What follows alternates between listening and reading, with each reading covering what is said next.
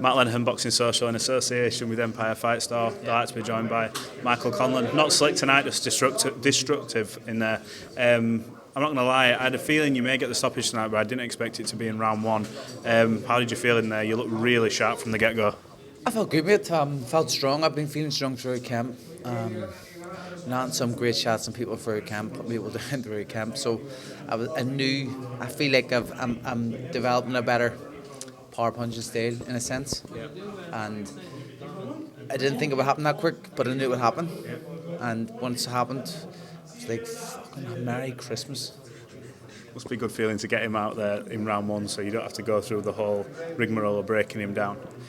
Mate, I've never had a first round stoppage, so you don't have an early night. No, I don't. I'm always like, let's go to distance here, let's bang people up. So happy days. It's lovely.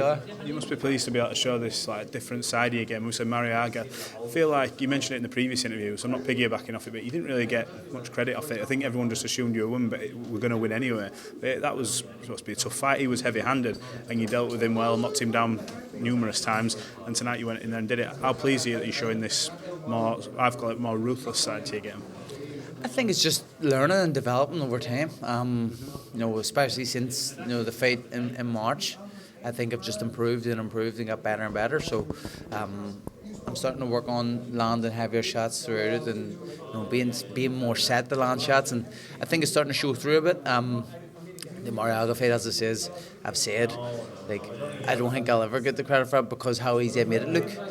But I know how big of a win it was and how good of a win it was. So he's good. But no, I think I was a very good win, and I won't get his credit that I kind of deserve for it. Yeah. I've not caught up with you since after I spoke to Kurt and Adam, but we were talking about your work rate, attitude, and how you were in the gym. And Kurt says you come around once every 20 years. I thought, fucking hell, please don't tell him that. In terms of work rate, effort, and how you sort of keep him motivated. And Adam says even when you have a bad day, it's a good day. What do you put that down to? Is that just your will to win, will to sort of achieve and make sure you reach that potential, which is to be world champion? That's the thing. It's like I want to be the best. I want to get the best out of myself. So I put the work in to do that. And if someone tries to train harder than me, I'll train harder even more. I'll train as hard as I can. Every single time. I never want to leave anything unturned.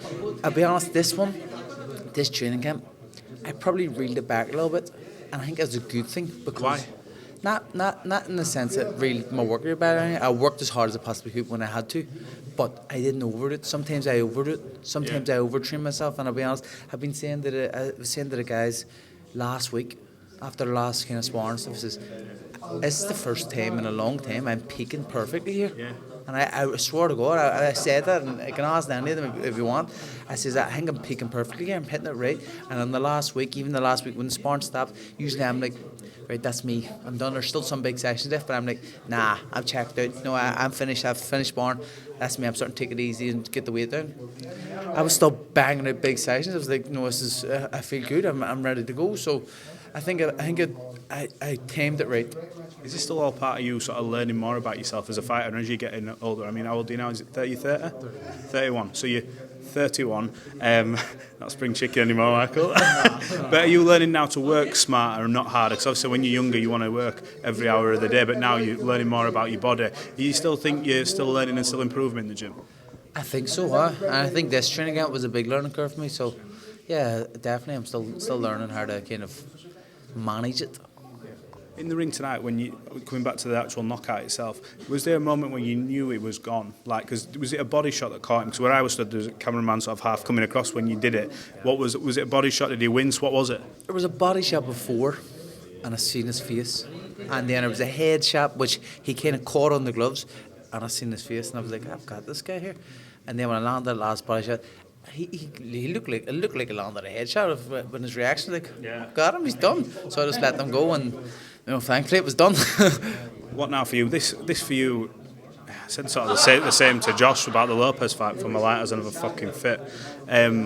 This has to be the last one of these type of fights. You have to have big fights now, world titles, rematches with Lee Wood. It has to be something that gets you going because you can't have another one of these. You're past this level. 100%. Listen, this fight was purposely to keep me busy and stay active, especially towards the end of the year because we missed it last year because the Wood fight was supposed to happen in December and then got pushed to March.